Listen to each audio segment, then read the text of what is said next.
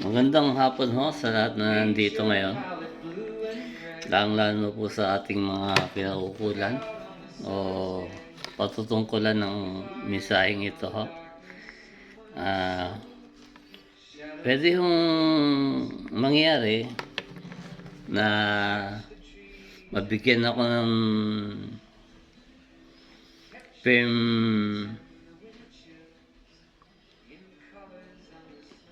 comprising contract o spiritual contract regarding po sa sa category po ng qualification sa politika para mamuno ng may threshold ho. Siguro ho, magandang ibigay natin na threshold dyan yung bigyan natin ng threshold ang pamumuno o sa aking posisyon sa kandidatura hanggang sa makapasok ko sa prophecy. Ang threshold do natin dyan siguro, ako hindi ko alam, pero Diyos alam. Ang threshold do, sa legalismo ho, magaganap ang kaganapan nito para matanggap. Magaganap po yan ngayon. Pero pag nanalo ako, matatanggap natin ng ang kabuuan ng legalismo sa pagbabago. Ang ibig ko sabihin, yung moralidad po sa kalulhatian ng Diyos o pagtatapos ng legalismo, kaya threshold ho para maitaas ang Diyos.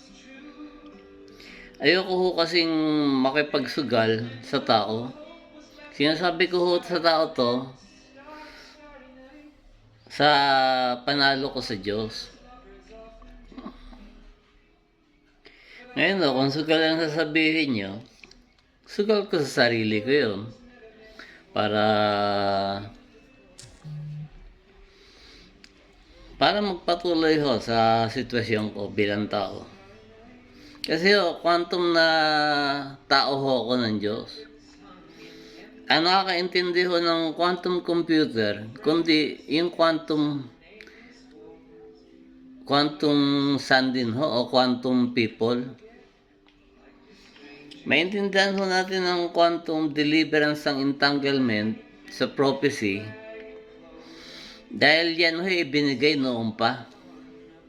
May pangako ho ang Diyos na mapunta sa mga mahihinang tao ang kapangyarihang yan. Kagaya ko, umaligtas sa mga tao. Lalong-lalo na yung mga unfortunately derived from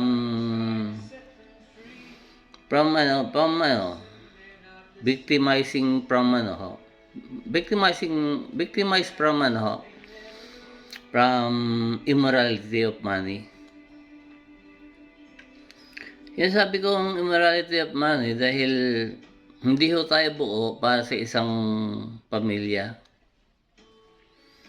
Kasi ang purpose ng Diyos, magkaisa ho sa lahat ng bawat isa sa kanyang espiritu. Kaya, yung immoralidad ho na pera na sinasabi ko, nangyayari ho yan sa kompromiso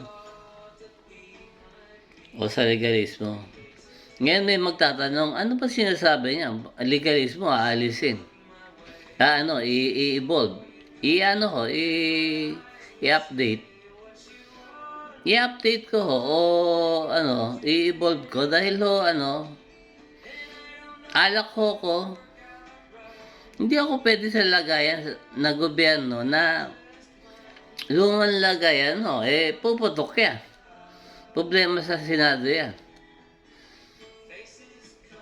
Ano ho, ibig ko sabihin, kung sitwasyon natin, ito lang naisip natin ngayon.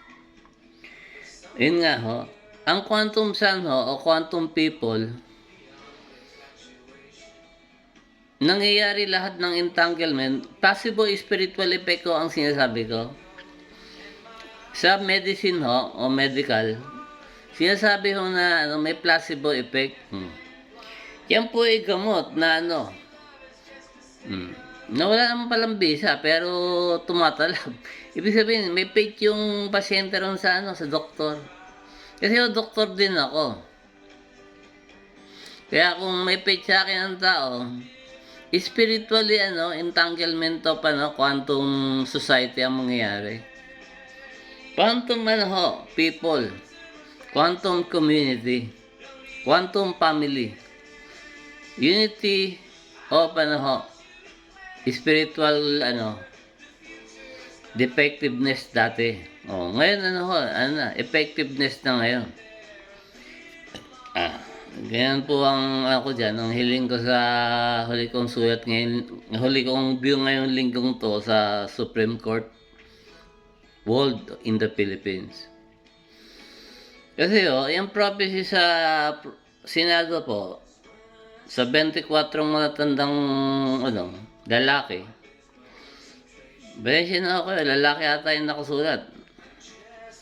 O matandang mamahalan. Hindi ko po masyadong particular, pero technical error lang naman ho yun. Yan po aking pamumunuan sa 2028 pagkatapos ng eleksyon sa presidential. Yung 12 mo makakuha ngayon, malalagyan ng 12 sa 2028. Kaya po paghanda po natin ng bukas natin Philippine Supreme Court Justices, particularly kay Chief Gismundo, na po, tsuhin ko po siguro si Justice Nocon, Rodolfo Nocon. Hindi ko na po inabutan na minsan ko lang po siya nakita minsan nung sa dyan sa Ayala. May inaasikaso kami. Kasi nagpaalam na rin. Paalam muna. Nasa yan, nasa bunker na yan ng West o bunker ng Diyos. Hindi natin alam kung saan yan. Pero West yan, malamang. Ngayon, kung wala ko rin doon ang nanay ko, baka nasa ibang planeta. Pero alam ko, lang yan. Merong bureau na tumutulong sa atin ngayon sa akin. Kaya po sinasabi ko tong motto proprio to. Tapos siguro motto proprio ko, palagay ko. Kasi po wala naman akong decision na nagpakita. Pero spiritually tapos na siguro motto proprio ko sa inyo. Nasa comment ko. Tsaka sa Supreme Court decision ngayon. Kasi po matagal na po marami na pong due course na nangyari. Parte-parte. Nabuo na ho ngayon. Ang tinatawag siguro ang tawag siguro diyan, accomplish motto proprio mission. Naayos na ho sa sa mga super elite ng technical technological like Silicon Valley particularly. Yan po sila naka-backup po sa atin dyan, sa akin. Tapos na ang project natin sa akin. Supreme Court of the Philippines and Comelec Agency. Tapos na dinicide lang ko na po na tapos na yung motto proprio ko. Kasi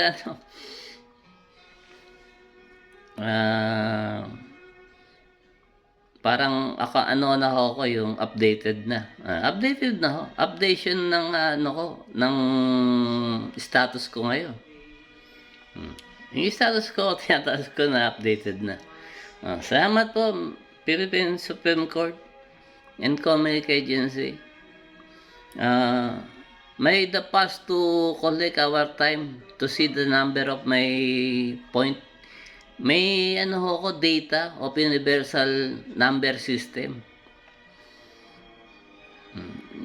Default po yan sa sa International Partnership Corporation or Company o Organization. Salamat po.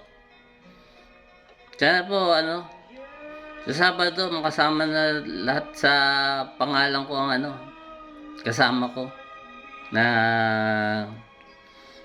mananalo o tatalima sa sa ating mga hukuman ng tao para iboto. Maraming salamat. Magandang hapon ho, Supreme Court. Inuulit-ulit ko lang po. Kasi po, yan ang outcry ko po sa sa bayan. Salamat po sa mga justices. Salamat po. Thank you ho. Good night ho. Malapit na, alas 5 pasado na. Salamat ho, magandang gabi.